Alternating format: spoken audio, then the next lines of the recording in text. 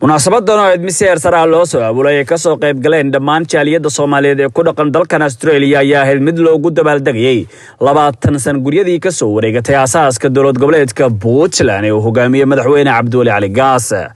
dadkii ka soo qayb galay goobta oo isugu jiray siyaasiyiin cuqaal waxgarad iyo haween ayaa tahaniyad iyo bogadin hawada u mariyay dowlad goboleedka Puntland. Puntland caawa waa 20 jirsatay annagoo midaysan gacmaha is haysana meelo kala duwan oo magaalada kamid ah baan caawa waxaan halkan u nimid inaanu ka qayb qaadano farxadda iyo wanaaga ay dareemayaan jaaliyada reer Puntland ee ku dhaqan wadankan iyo guud ahaanba ummadda Soomaaliyeed. Puntland waa meeshii inta gobol oo jirto maanta meesha ugu horumarsan weeye. waxaan u rajaynaynaa inta kalena inay ku daydaan sidoo kale ay noqdaan Soomaaliya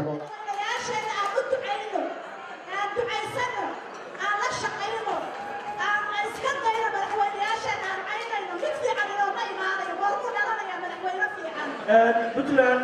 وقيت من الصومالية هذا الصومالي شيء وهذا بطلان شيء بطلان هذا شيء وهذا الصومالي شيء وراليال مالين لما وطنني وحنا نهاي هنستي أو كميدا صوماليا وحنا نسمع هاي صوماليا وحنا وحكمنا هاي صوماليا بطلان ما أنت ماشي عبدولي نجم قبضة وضعك إلى هذا كله وأنا نقول هاي إيربار وحد يسوي أفر رموي ديارات تطلع فيان وحد يسوي يزوج عن وحد يسوي إيربار يجرب ركان وكان يسوي دقيق كذا هربك عزات بكارتين مثل الله وبلا كده بتقول سوق على لكن هو صعب هويدي ما فدرال كده وأنا طبعاً هويدي ما مقبلة لكن كان حديث كان واحد ما ليس هو يقول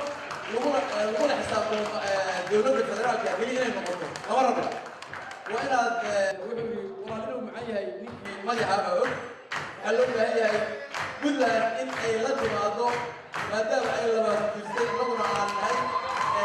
ما مقولة دي كله وحيابها أي نتر هاي مسلم هاي أما قبلنا هذا المقطع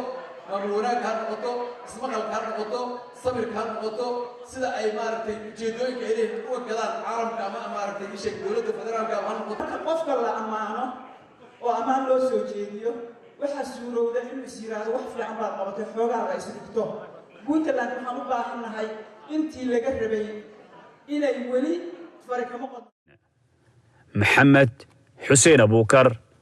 Maxamed Harbi telefishinka qaranka Soomaaliya magaalada Melbourne dalka Australia.